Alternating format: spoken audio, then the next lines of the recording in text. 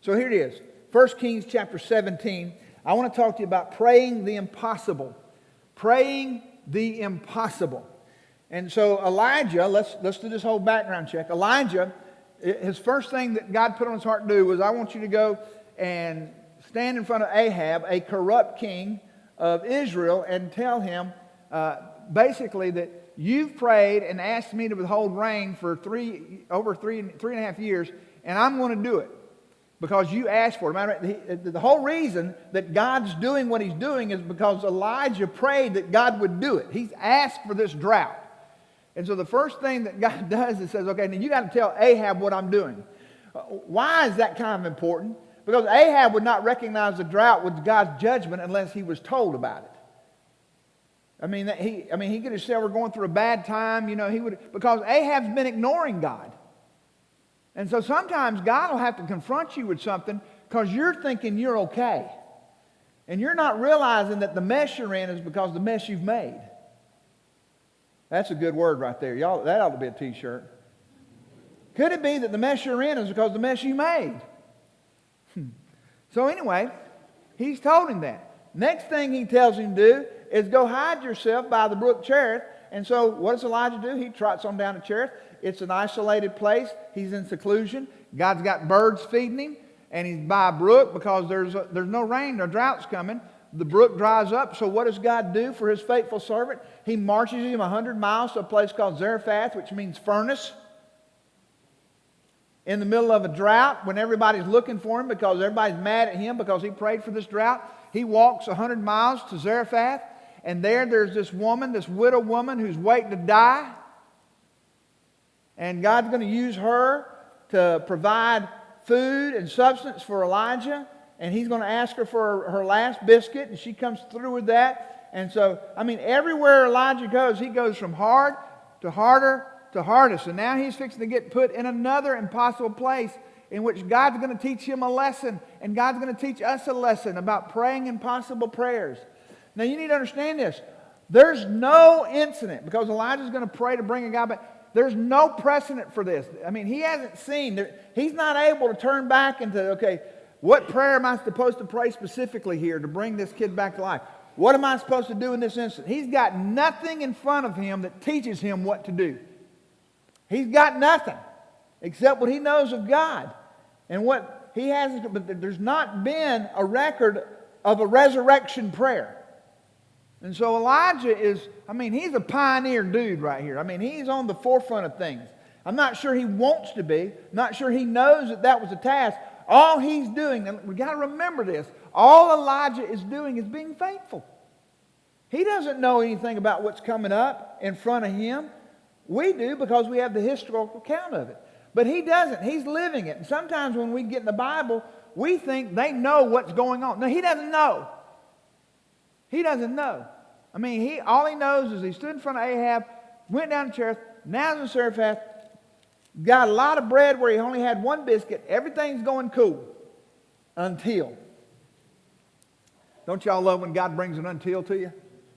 Verse 17, now it came to pass in 1 Kings 17. Now it came to pass after these things. What things? The things we just talked about. That the son of the woman, the mistress of the house, became sick. And his sickness was so severe that there was no breath left in him. So she said to Elijah, "What do I have to do with you, O man of God? You have come to me to bring my iniquity to remembrance and to put my son to death." He said to her, "Give me your son."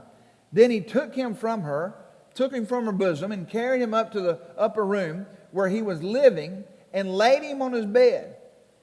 He called to the Lord and said, "O Lord my God, have you also brought calamity to the widow with whom I am staying by causing her son to die?"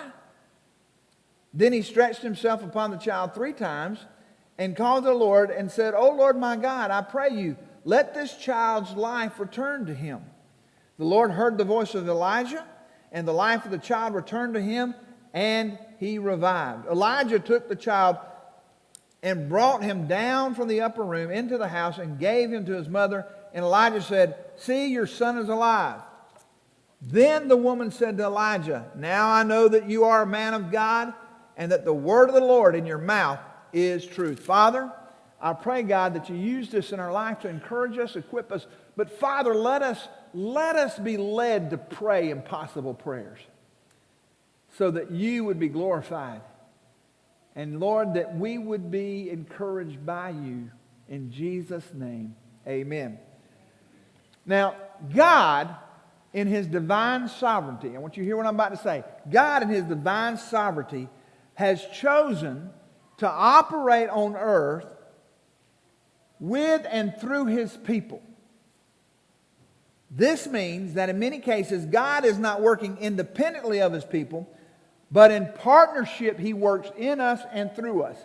One of the terms I don't like, and I even say it, and I catch myself say it, is, well, we're working for the Lord. No, we're not working for him. We're not working for him. He's working in us to perform the work he wants. Now, I'm not, that's petty at times, but that's the reality. That's what's happening. It's him working in us and through us.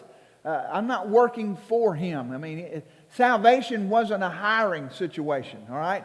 He didn't hire me. As a matter of fact, he says that if I'm looking at it that way, it's detrimental to me, that I'm looking at myself as a hireling. No, he's working in me and through me. That's what Galatians 2:20 tells us. It's what the whole Bible, the New Testament, talks about this. But he's not, listen, he can act independent, but he has chosen not to act independent of us. In his sovereignty, he made that choice that we would be the vehicle in which he worked on earth. You and I. That's when people come up to me and say, hey, Bucky, what's our plan for evangelism? And I'll look right back at you and say, you. It's the plan that Jesus had.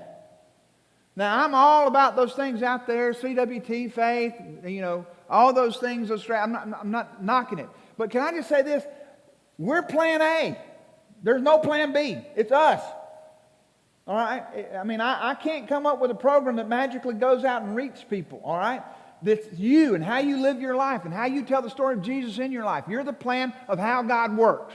You're it. In your workplace. How you're having conversations and all that kind of stuff. You're it. And the Bible talks about that in 1 Corinthians 3:9 tells us that we are fellow workers with God. So Jesus partnering with man for the work of the gospel is in the Great Commission. He says, I'm giving you all authority in Matthew chapter 28:18. I've given you all authority that you should go out and you should preach the gospel. You should baptize people. You should teach them all things about me, about obeying me. He says, I'm giving you that authority to do that. That's the whole deal of him saying it's the partnership that he says, I'm giving you and I'm sending you out to do this work that I've called you to do. And he tells us that. See, man, we're not an equal partner, but we are, as a believer, at his disposal to do the work that he's got us to do as he works through us. It's not on me to do the work, but it's on me to believe him to do the work. Y'all understand what I'm saying? The Christian life isn't just difficult. It's impossible without Jesus. I mean, you'll wear yourself out. My favorite song to illustrate trying to be a Christian without Jesus, it's a great hymn. Work your fingers to the bone. What do you get? Bony fingers. Great hymn. Great hymn. Because that's what we do. When we try to live the life without Jesus, we're just working ourselves to death. We're not living the life that he called us to live and doing the work that he called us to do. And so that's what he's telling us. So today we're going to learn that in order to achieve the work of the kingdom, we're going to have to be in communication and trust that the work of God can only be achieved in the power of God. Listen to this. Ezekiel 22:30 and 31. I searched for a man among them who would build up the wall and stand in the gap before me for the land so that I would not destroy it. But I found no one. This is God talking. Thus I poured out my indignation on them. I have consumed them with the fire of my wrath. Their way I have brought upon their heads, declares the Lord. Can I just say something right here? Boy, this is just one of the things that's aggravated me. Whenever I hear I got to say it. I'm not doing very well. That's the closest I'll come to speaking in tongues right there. So anyway, here's the issue. Whenever something happens that's contrary to what we as Christians think should happen, we just go on and say, well, God's in control. He is in control. He is in control. God is sovereign. He is in control. The Bible tells me whatever He purposes to do, it will come to pass. But in that reality, one of the things He has purposed to do in His people is that we would be obedient to Him. And it's time for us to realize we need to quit blaming God when we don't act. Let me say that one more time. We need to quit blaming God when we don't act. Let me put it into context of an election. Some of you go, well, I tell you what, God's getting into it. No. Because there were believers who didn't act upon the biblical convictions either to vote or vote in a way that would be biblically right. And I don't care whether you're Democrat or Republican, who didn't vote for the cause of life, who didn't vote for the sanctity of marriage, who didn't vote for the religious liberty. Don't blame God because the wrong man got elected. I'm just saying. I don't care what you're talking about here. I'm just saying. But I just hear people, well, God's in control. Well, let me just put it to you in a different way. When you started out there doing out there and all of a sudden, so God was in control when you're in rebellion. No, you're in charge. God's not. Matter of fact, if God was in control, you probably wouldn't have dated your people you dated. You probably wouldn't have done some of the things you did. But you were in control, and that's why you got the mess you got. Don't blame that on God. You did that. I'm just saying. When I got arrested for DUI, I just said, well, I just want you to know, Daddy, God's in control.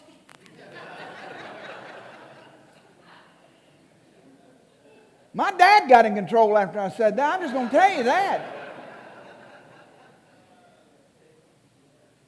But this idea that we somehow pass off our unfaithfulness, our rebellion, and then say, well, God's in control.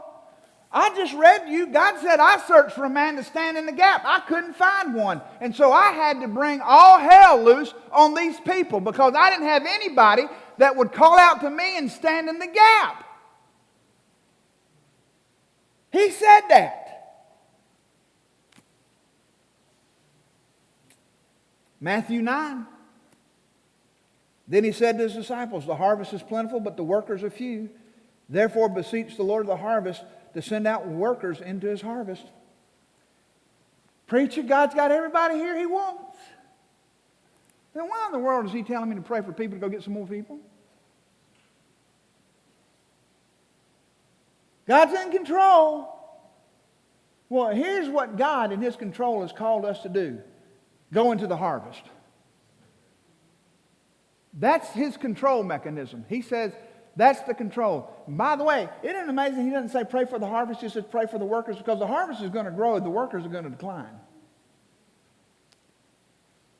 Now I'm putting this in the context of impossible praying because what we need to recognize is there's sometimes when we're praying, many times we're praying for what God told us to do, but he says, I want you to pray for it anyway. Releasing in prayer, we're seeking that in prayer. What we're really going to be talking about today is intercessors, someone who intervenes on behalf of another. Intercessors are constantly praying for God to perform the impossible in the lives of people and circumstances. So the issue is now, what makes somebody pray for the impossible? What makes somebody pray for the possible? I'm glad y'all asked that question. It's a really good question. The first thing is compassion. First thing we're going to see here is compassion. Verse 17, now it came about after these things that the son of the woman, the mistress of the house, became sick. His sickness was so severe that there was no breath left in him. Listen to what she says in verse 18. So she said to Elijah, what do I have to do with you, O man of God? You have come to me to bring my iniquity to remembrance and to put my son to death. The woman's pretty distressed. She's been nothing but obedient. She gave up her last biscuit for the preacher, and now everything's going pretty good. Her son dies, and look at what she says to Elijah. What have I got to do with you? Why have you done this to me? And then she starts blaming God. What you're doing is God sent you to punish me. Apparently she had a sinful past she was worried about for my sins in the past. You ever had somebody come and just unload on you? Notice what Elijah does. He's just sitting there and he's listening to her. He doesn't confront her about the fact that she's ungrateful for, when he found her, she was looking for the last biscuit and planning to die, but she's been eating pretty good since that day. He doesn't say that. He doesn't try to tell her that how grateful she should be just for him being there and showing up and all that God would. He doesn't try to teach her a theological lesson on the provisions of God and all this kind of stuff. He just sits there and he listens to this woman who's just lost her son. She's pretty distraught. He's just got compassion. Can I just say what intercessors tend to do is they listen. They listen. I found out in most crisis situations, I don't have words and I really don't need to use any. Just being there. Just being there. Because there's that, listen, they're not going to remember. They're just not, they're just not going to, later there might be a discussion about what's going on. But most of the time when people are in distress, they don't even realize what they're saying when they say it. And so you just need to listen with compassion. It's not the time to give a dissertation. And help them understand Greek and Hebrew and all this kind of stuff, or the whole theological background of why evil happens and why good people suffer. So Elijah, when he deals with this, he listens with compassion. But he acts. He really does act. And he goes into seclusion. This theme in verse 7 and verse 19 and 20. He said to her, "Give me your son." Then he took him from her bosom and carried him up to the upper room where he was living and laid him on the bed. And he called to the Lord and said, "O Lord my God, have you also brought calamity to the widow with whom I am staying by causing her son to die?" You see how this seclusion theme gets in place? He's practicing the same thing Jesus practiced. We find out in Luke chapter 5, verse 16. But Jesus himself would often slip away to the wilderness and pray. Matthew 14:23, after he had sent the crowds away, he, being Jesus, he went up on the mountain by himself to pray. And it was evening. He was there alone. See, I've found that I'm only useful publicly as I'm available to God privately. If you were going to ask me if I were to give you top 5 things in nearly 37 years of ministry, that would be one that I'd put in that top 5. That what I am privately before God is how usable I am publicly with God. That if I'm not spending time in seclusion with Him, how in the world can I expect Him to do anything with me out of that seclusion? Because it's there that He restores my soul. It's there that He puts gas back in the tank. It's there with His Word open and His Spirit enlightening in me that I'm getting wisdom and I'm seeking, where does He direct my steps? Where am I going? And here's the thing about God. That's why we only pray, Lord, give us this day our daily bread, because sometimes God only shows me today. As a matter of fact, there are times where God only shows me the moment. And I need it daily in that. But I've got to seclude. I've got to get away. Notice what Elijah doesn't do. And I'm not trying to be mean and pick on people here, because I'm glad you're praying anytime. But notice what Elijah says. Well, I'll tell you what. While I'm walking back up the stairs, I'll be praying for him. I hear people say, well, I have my quiet time when I drive. I'd cause accidents. There'd be wrecks. Just can't do it. I understand it. I pray when I drive, and I know others pray while I'm driving.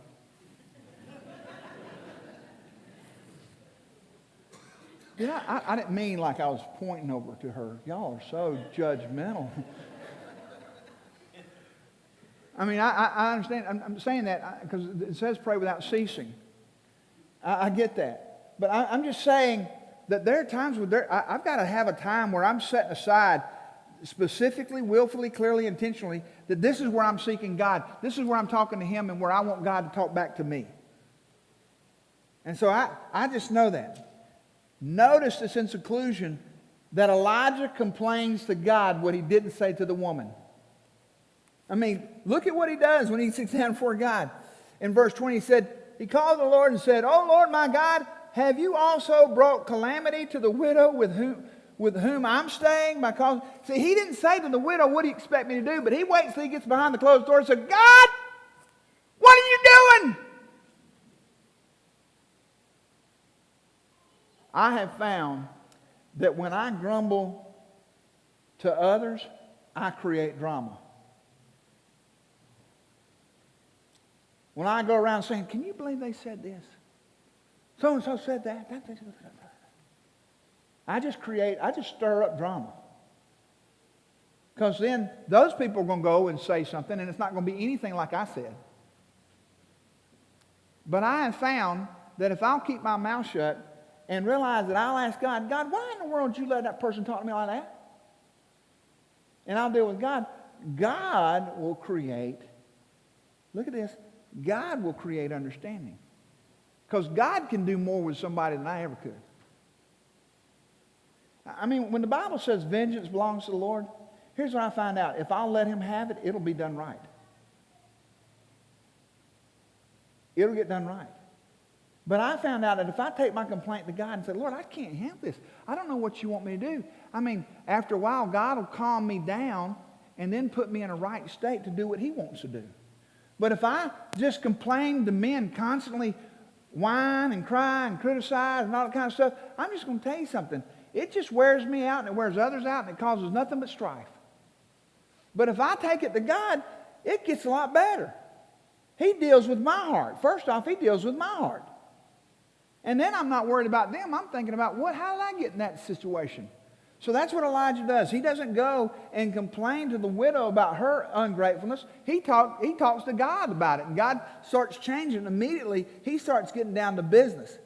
So he goes and he takes the complaint before the Lord in seclusion when nobody else can hear it. Now, he's doing this when nobody else can hear and nobody else can see except God. He's not doing a show. But then we see persistence. It says in verse 21, then he stretched himself upon the child 3 times and called the Lord and said, O Lord my God, I pray you, let this child's life return to him. The Lord heard the voice of Elijah, and the life of the child returned to him, and he revived. See, Elijah believed in that proponent called push. Pray until something happens. Pray until something happens. Now, if you're going to be persistent in praying, I want to give you some things that you're going to have. First thing you're going to have is you're going to have to get your mind right. You're going to have to get your mind right. James chapter 1 verses 5 through 8 says, but if any of you lacks wisdom, let him ask of God who gives to all generously and without reproach, and it will be given to him, but he must ask in faith without any doubting. For the one who doubts is like the surf of the sea, driven and tossed by the wind. For that man ought not to expect that he will receive anything from the Lord, being a double-minded man, unstable in all his ways. You've got to get a right mindset in prayer. You've got to believe that you're talking to the only one who cares more than anybody else and the only one that can do anything else. You got to get your mind right. And if you're distracted, if you're constantly thinking about other things, or if you're praying for God as part of your plan and not the plan, you're going to get messed up. See, you can't go to God and say, well, God, I'm asking you this, but while I'm asking you this, I'm thinking I probably need to do that. No. If you're going in there, first ask wisdom. Get your mind right. God, I want to pray rightly. I want to pray effectively. I need wisdom on this matter. And then just wait on God to tell you what that is. And then, you circle in like flint and you just lock in and you trust God, and you're going to put your mind right on God's way, God's word, God's will. You've got to get your mind right. And the thing that we live in our culture today is we got so many things messing with us. Got all kind of things running around in our brain. We got social media, we got TV, we got other people. I'm just telling you, you've got to find a way to keep your mind clear. And it's got to be right in praying. The mind is so critical in your prayer life. How you're thinking, how you're concentrating. And can I just say this? Studies are telling us right now, because of all the time we do on this screen in front of us, our attention span gets smaller and smaller and smaller. It gets fragmented. That's why I tell parents, be a smart parent. Get your kid a dumb phone. Or no phone. I played football, basketball, baseball, ran track, did tennis. all before I could really drive. And you know, my mama knew what time the practice started, what time the practice ended. She didn't have to call nobody. I didn't have to call her. She just showed up. I was where I was supposed to be, doing what I was supposed to do. If she didn't show up, you know what I did? Called a ride. And we were supposed to be the less enlightened generation. But we knew that if your mama didn't show up, catch a ride. And if your mama showed up late, you know what she would do? My mama, she would eventually make it home. Where she would tell me, I'm sorry I was late, but I'm glad you got a ride. You know, that's mama talk for I'm glad you got sense God gave.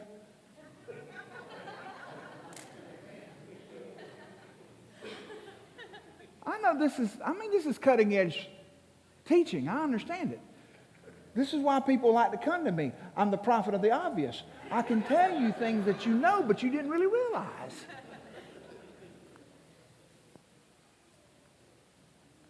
So we got to get our mind focused.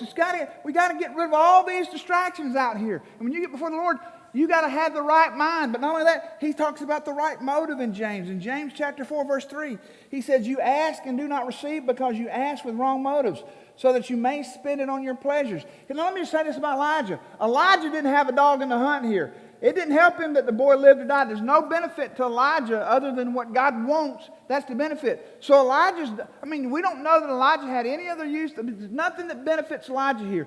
He doesn't say, Lord, I need this kid to live so that he can keep going out and getting biscuits for me. He's not praying that way. He's praying this way because the woman has brought this need to him, and only God can do the work. And Elijah's just asking the only one who knows to do the only one that can. And his motive is not based on himself. It's purely because this woman, he cares for this woman. She's got a dire need, and it's only a situation that God can help and that God would benefit from.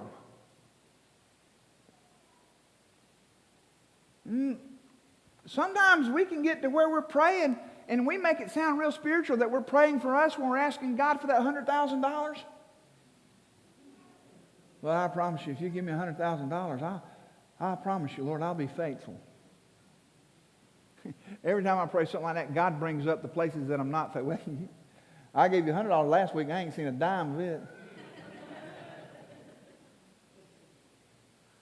You know, but it sounds good when we figure if we say it spiritually that God will somehow be fooled. Like we throw some these and thous in there. Thou, O Lord, you knowest. I had a preacher say one time, that's how you know guys from North Georgia. He uses the S like you'ns and them's. Knowest would be a good North Georgia word. You knowest my heart, and that thou couldst trust me. I'll only use a portion of it on the new truck.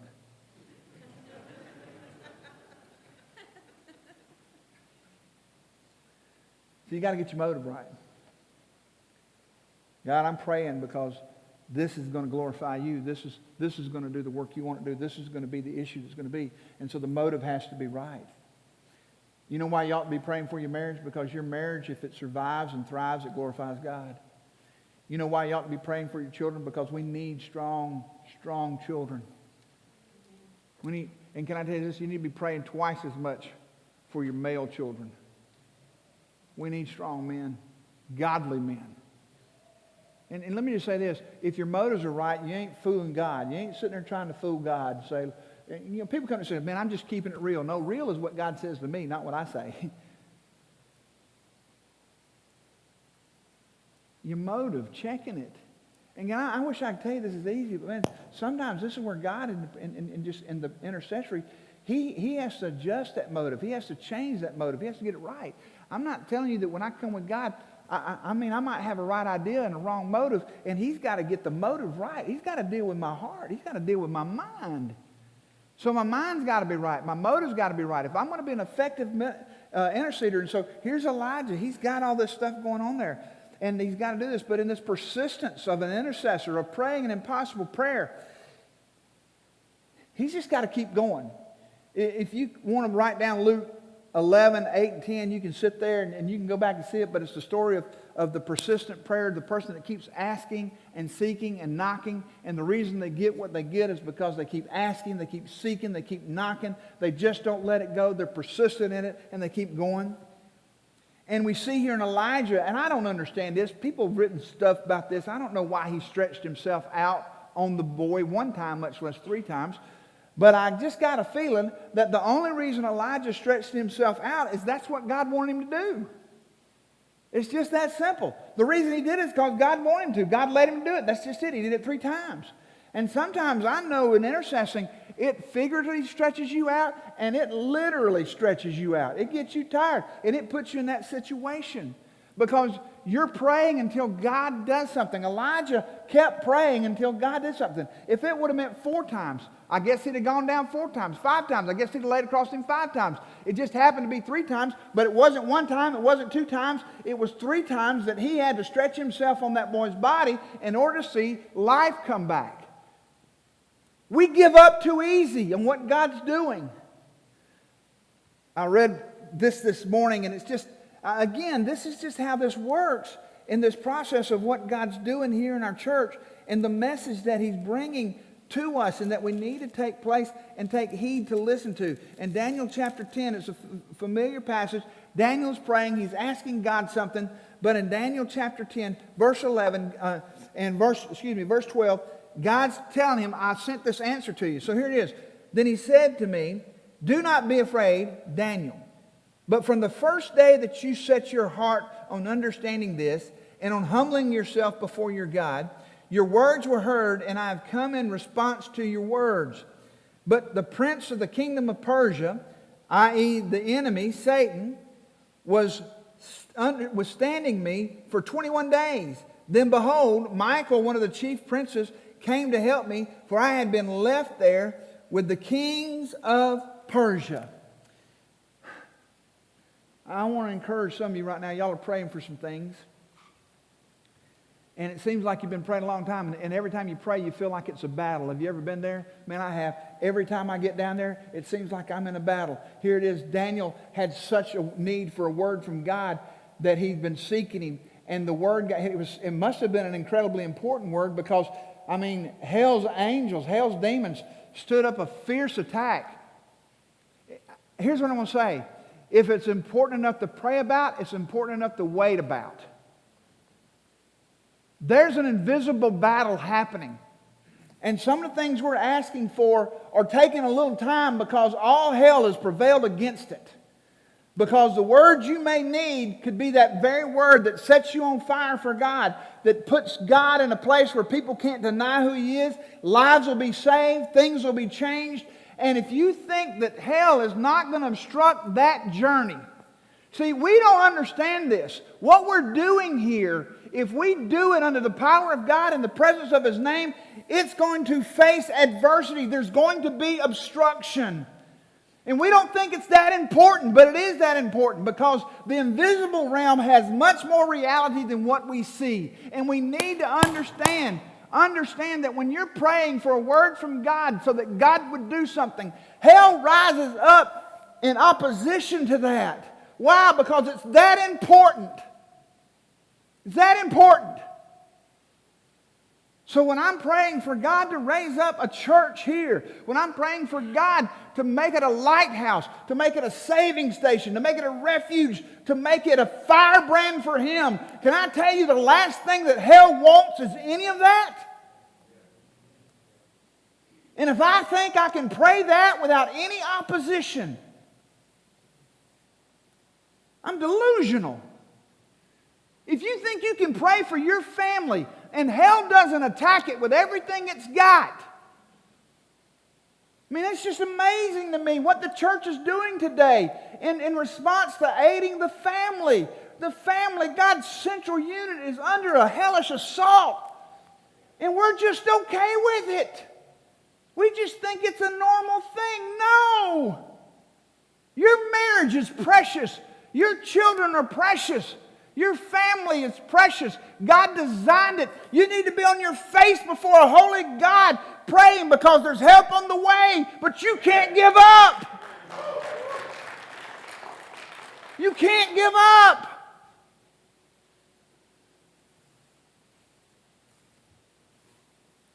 So here's Elijah. He's got this boy. I imagine, and thank God he's in seclusion, because I imagine people sitting around and going to watch him stretch himself on that boy and thinking, man, he's some kind of crazy dude. And I just say this, there are some things that God does ask of me in my prayer closet. I'm glad nobody's around. I'll just give you insight. I was reading Psalms last week, and he said, clap your hands unto the Lord. Nobody's in there, and I'm sitting there. If you walked in, I'm just sitting there clapping my hands.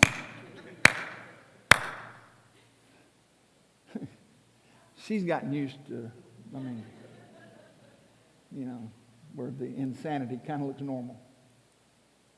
I'm just saying, guys, your persistence. We give up. And the reason we give up is because we don't understand the value of the fight.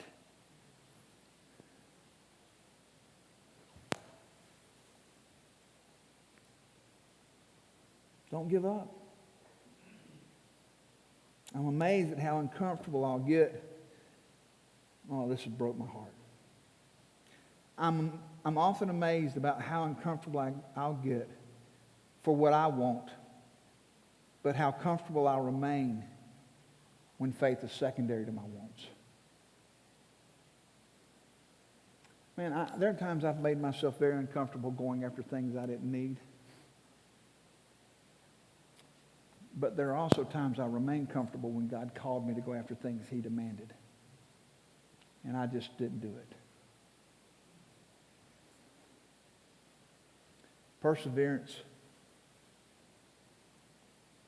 You can't persevere in prayer or in the practice of your faith, because effective ministry, whether it's prayer ministry or service ministry, it's not always comfortable and it's not always convenient. Let me say that one more time. Ministry. Christian ministry. Christian living. It's not always comfortable and it's not always convenient.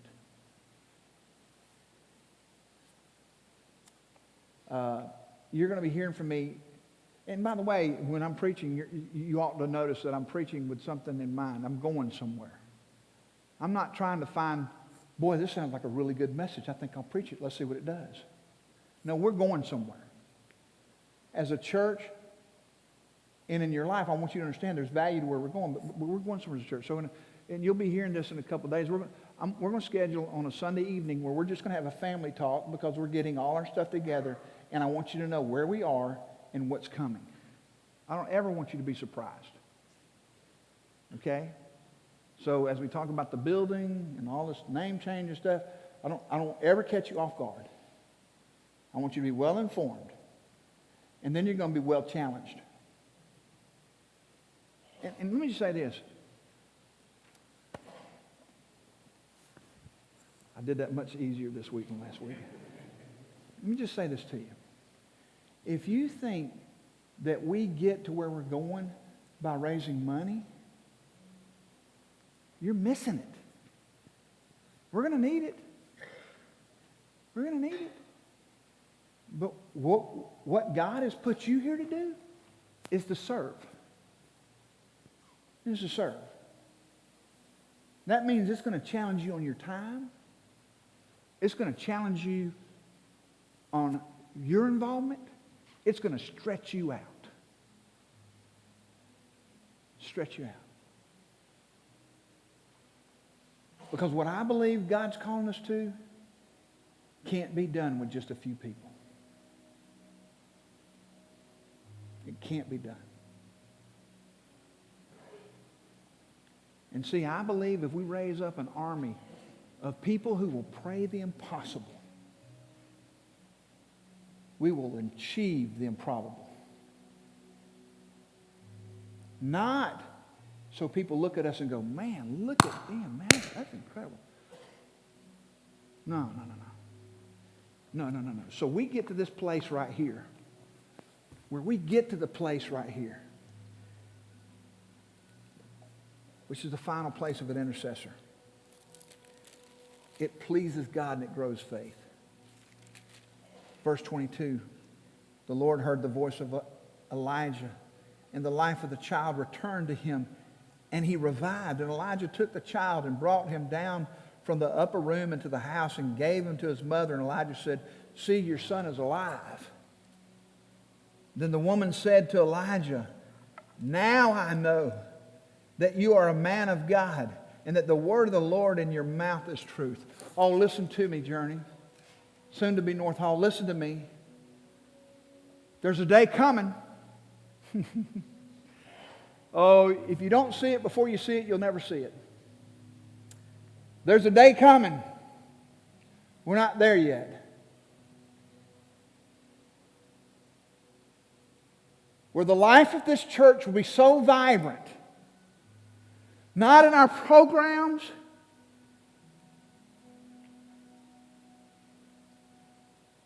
not in our strategy, but in the power and the presence of a holy God, that our community will look. I know there's a living God because I've seen it in that church. I know the Word of God is true because I've seen it in that church. And one day, we as a church will stand before holy God and we'll say, "Your church lives." But it will not be because of what was in our possibility to do. No. It will have to be because we are going to pray the impossible and ask God to do the improbable. Not for the fame of men, but because our community needs Jesus. And I'm not criticizing anybody or anything else, but there's enough dead churches. The live ones will stick out. The live ones will stick out. When people ask, "How in the world did you do it?" Because there's a God that lives. It won't be because we're slick in our marketing. We need to be good. It won't be because we're slick. We need to be faithful stewards. I'm not saying do nothing. We need to be faithful. But if I can point back to something we did, God didn't do it. And here's my fear as I close out. It's just an observation. I just wrote it down when I was doing this message. And see, God can do whatever He wants to without us. But my concern is that we get satisfied and attempt to do it without God. Which means we aren't achieving God's plan but ours. And we do it that way, dead boys become explainable, but they stay dead. I can explain to you, I've read all the research. I can explain to you why people aren't doing what they're doing, why people aren't coming to church. I understand, Generation X, Z. My gracious, I don't know why we went to the end of the alphabet. Why did we go to the front of the alphabet? Because we run out of generations. I'll read all the stuff about it, and I hear all that stuff about it. And I'm not saying it's not important, but I'm just telling you something. I've found this out in ministry. If I try to reach a culture, I'm going to wear myself out. But if I just love people and preach Jesus and live in faithfulness to Him, I'll win people. But if I say, I got to reach this demographic or that demographic, how about this? Reach the person right in front of you. Young, old, black, white, brown, just reach them. Just reach them. We've made up all kind of reasons why we can't reach people. We're explaining dead boys instead of praying for live ones. I'm tired of that. I'm tired of trying to explain why the church is failing and why we're failing because the culture is changing. It doesn't change. Jesus is alive. He still works. He still saves. He still does everything that He has done. And I'm tired of explaining why people are still dying. I want to talk about, hey, Jesus is alive. I want to show compassion, but I'm just tired of trying to figure out all the demographic nonsense.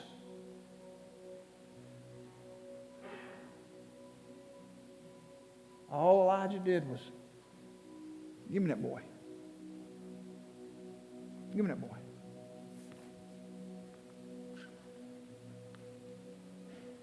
I'm going to take him to this room right here. I'm going to stretch out and I'm going to pray for him. I know there's a corrupt king. I know there's a famine in the land. I know the world's going to hell in a handbasket, but here's what I'm going to do. I'm going to pray for this boy right here. Now watch this. This is so good. And I know I got to quit. This is so good. What Elijah didn't know, what Elijah didn't know